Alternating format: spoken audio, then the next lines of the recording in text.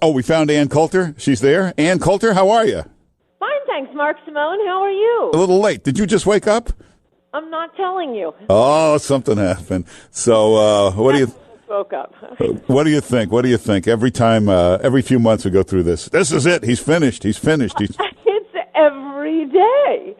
It's every day. I think I'm titling my column, which goes up today.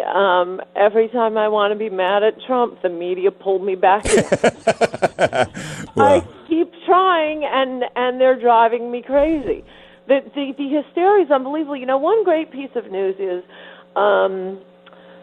at least for the last ones, I don't know if they've checked this again, Axios did an evaluation of what was being talked about on social media. Yeah. And Comey's firing was like at the bottom. well, you know, people don't get this.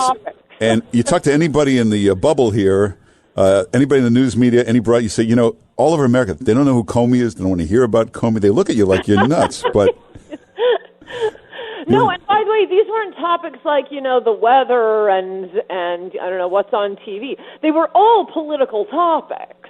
yeah, but if you look all over social media, which is a pretty good barometer, nobody is talking about Comey. They just don't care about it.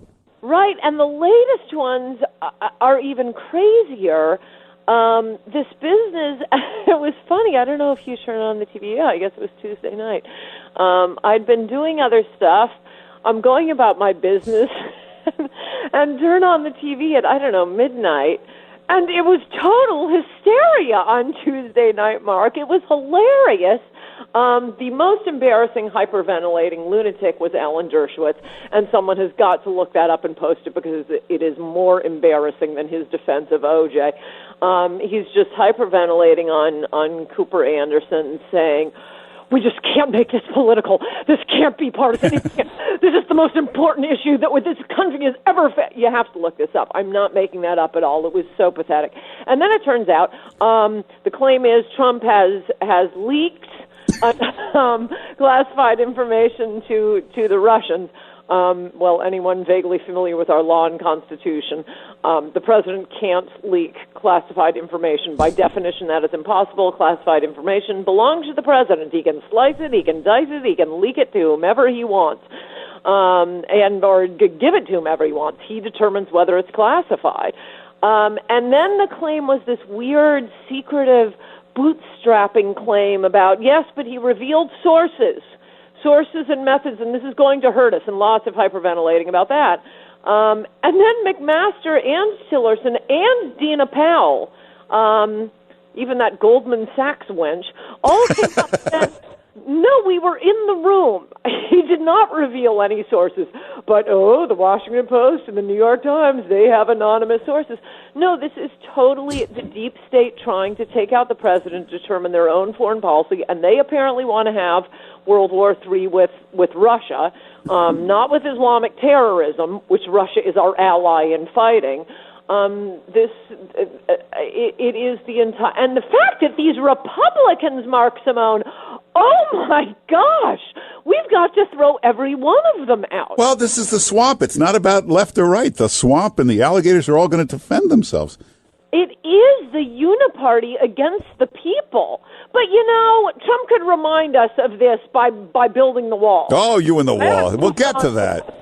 Man's fighting for his life. You're worried about a few bricks in San Diego. He'll get to the wall. Hey, Steve Bannon, a year ago, he said, if you think they're just going to hand you your country back without a hell of a fight, you're mistaken.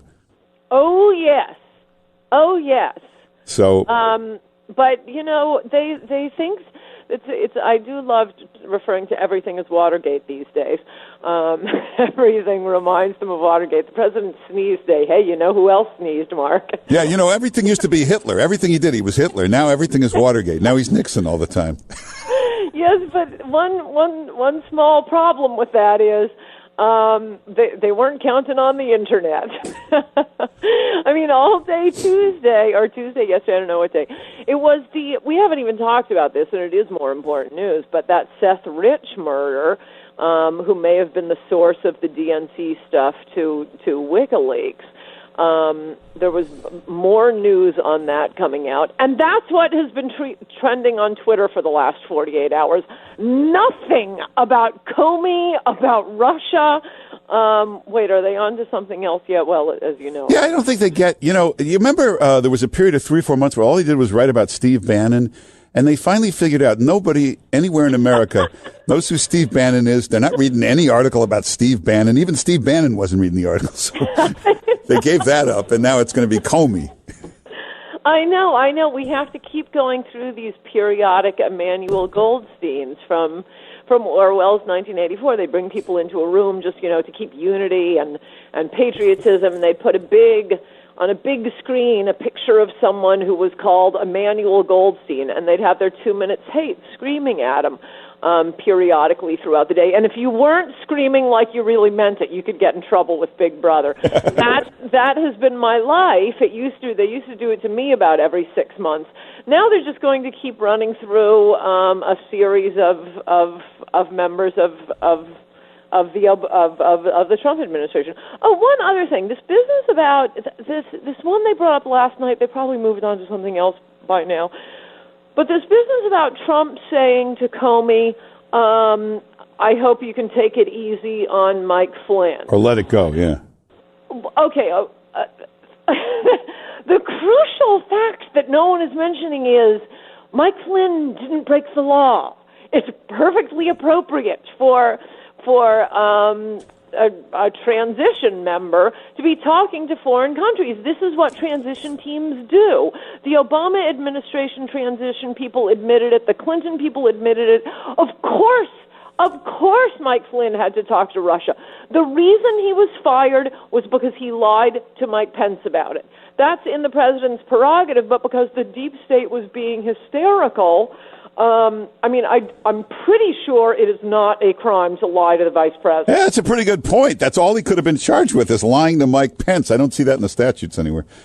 Right. Well. So taking it easy, I think it had more to do with, or lay off him. I think it had more to do with, the demands for some sort of investigation. Because, I suppose, the FBI, a policeman, you can have bad cops. They can investigate anybody. They can spend their lives. Look at these independent counsels. Well, I hate to say it, we're out of time. Somebody called late, but we're out of time. I'm sorry. But everybody go to AnnCoulter.com.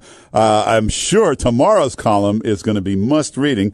And if you go to AnnCoulter.com and sign up, you'll be the first to get it. Also follow Ann Coulter on Twitter and Facebook, and get her book, In Trump We Trust. Ann Coulter, thanks for being with us. Good to talk to you, Mark Simone. Bye-bye. All right, take care.